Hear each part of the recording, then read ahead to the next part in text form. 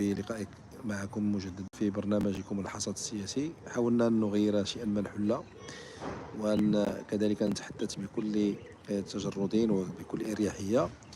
المناسبة الشرط كما تعلمون هذا الأسبوع عرف المغرب محاولات بائدة اللي كانت كتحاول تضرب الاستقرار ديال المملكة في 9 مدن. والحمد لله الحنكة وكذلك السباق ديال قواتنا الامتثال، المكتب المركزي للأبحاث القضائية وكذلك المديرية العامة لمراقبة التراب الوطني ساهموا على أنهم يخلقوا واحد السباق وكذلك واحد السبق من أجل الأمن العام ديال المغربيات والمغاربة. السؤال اللي يمكننا نطرحه في هذه الحلقة الأسبوعية على أن كيف يمكن لنا كمواطنات ومواطنين أننا نساهموا إلى جانب المؤسسات الأمنية في مقارعة وكذلك في طرد الفكر المتطرف والغلو في مجتمعنا المغربي. يمكن لنا نقدروا علاش؟ لأننا كمواطنات عندنا الكفاءات وعندنا كذلك الدراية اللي مرتبطة بالمغربيات، مرتبطة كذلك بالجذور التاريخية، مرتبطة بالحومة. حتى الحومة ديالنا كنعرفوا شكون اللي هو متطرف وشكون اللي هو فيه الغلو شكون كذلك اللي ساكن وشكون اللي ما ساكنش. مسألة الكراء وثيرات مجموعة ديال التصاريح ديال المواطنات والمواطنين قال لك يلاه كرا عارفينو الزفري.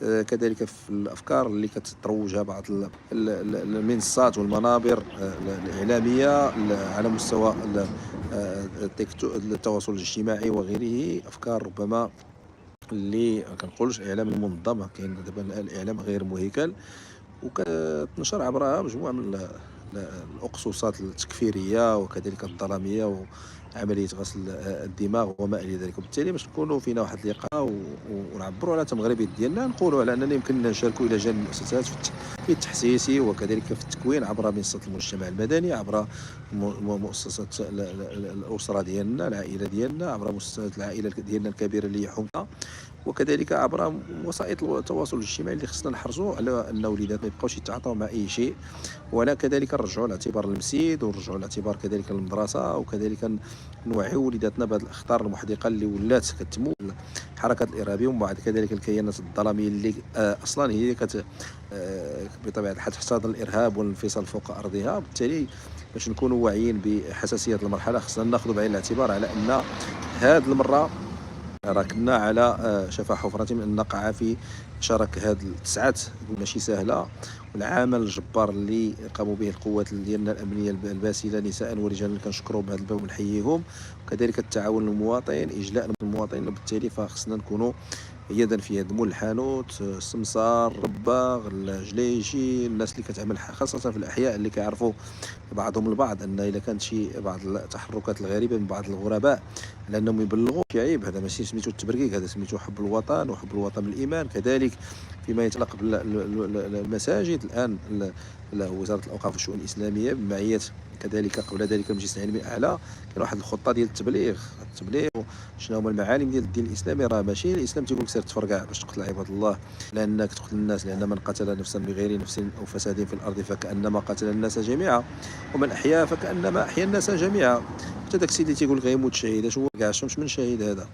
وكذلك كيروجوا بعض الافكار المغلوطه، راه الفكر الظلامي لا موطن له، على ان الفقر راه غادي تستمر فيه، على ان الدوله ما كتعطيكش الحقوق ديالك، على ان المؤسسات ما بطبيعه الحال ما كتنتبه. هذه كلها امور بطبيعه الحال فيها تضليل وفيها الكذوب وفيها تلك الضلال والترهات. وما ننساوش اننا محيطين بواحد الجوار ديال السوء، هذا الجوار السوء اللي هو اصلا يحتضن التطرف وكذلك الارهاب كذلك الانفصال فوق اراضي. بالتالي فاش نكونوا واضحين في هذا الباب خصنا ناخذوا بعين الاعتبار اننا امام واحد الامتحان، هذا الامتحان سميتو الهويه وسميتو المواطنه، ولاننا خصنا ناخذوا بعين الاعتبار لاننا محسودون، ولاننا خصنا ننميو من هذه البنيه ولاننا نطوروها في اطار المواكبه وفي اطار التحسيس وفي اطار كذلك التكوين. المجتمع المدني الحمد لله ملي مشينا الاحصاءات عندنا اكثر من 90,000 جمعيه. لما لا هذا التصريح المعرفي اننا نكونوا بعضنا البعض وننشئوا اتحادات للجمعيات ونمشيو نناقشوا مع المؤسسات الامنيه والمؤسسات كذلك ديال الدوله على اننا نديروا واحد البرامج ديال التحسيس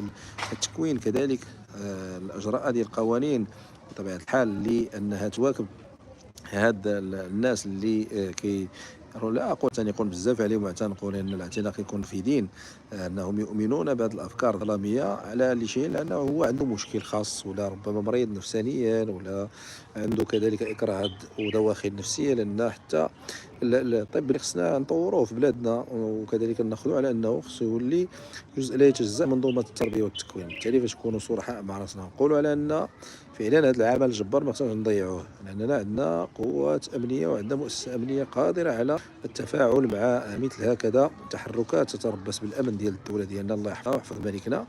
وكذلك على ان الدور ديالنا يجب ان نطوروه في اطار بطبيعه الحال بنيوي مؤسساتي، فيه التفاعل، فيه الاجراء ديال مجموعه ديال الافكار، فيه كذلك اقتحام اسوار الجامعه، اقتحام اسوار المدارس، كذلك نرجعوا للمسيد ونرجعوا للكتاب القراني، وكذلك نشرحوا للناس شنو هو الكتاب والسنه وشنو هو الشرع ديالنا وشنو هما الحركات الارهابيه وشنو الحركات الانفصاليه، لان راه الحركه تنمو يوما بعد يوم لانها كتتمول من المال الحرام ومن بعض الانظمه في العلاقات الدوليه التي لا يهمها شيء غير تفكيك الدول، وكذلك الإجهاز على الأمنية من أجل بطبيعة الحال خلق البلبلة وكذلك الوصول إلى غصة علامها هي نفسها. بالتالي فباش نكونوا مغاربة خصنا نتنبهوا من طنجة للقويرة على أننا محسودون، وعلى أن هذا الإرهاب بطبيعة الحال ما هو إلا نكاية وما هو كذلك إلا توجه لطمس المعالم ديال الشريعة الإسلامية ديالنا اللي فيها التسامح وفيها المحبة وفيها الوقار وفيها الاحترام. كذلك مسألة اللي تيقول المواطنين بكل اريحيه على انهم يثقون في الامنيه، الثقه خصنا نزيدوا نوطوها، وعلى اننا التواصل مع المؤسسات الامنيه نزيدوا التبليغ يولي فينا ماشي التبليغ من اجل مجموعه ديال الاشياء اللي كتبان لنا ماشي غير عاديه في الاحياء ديالنا، وعلى انها ربما يمكن لها تجهز على الامن.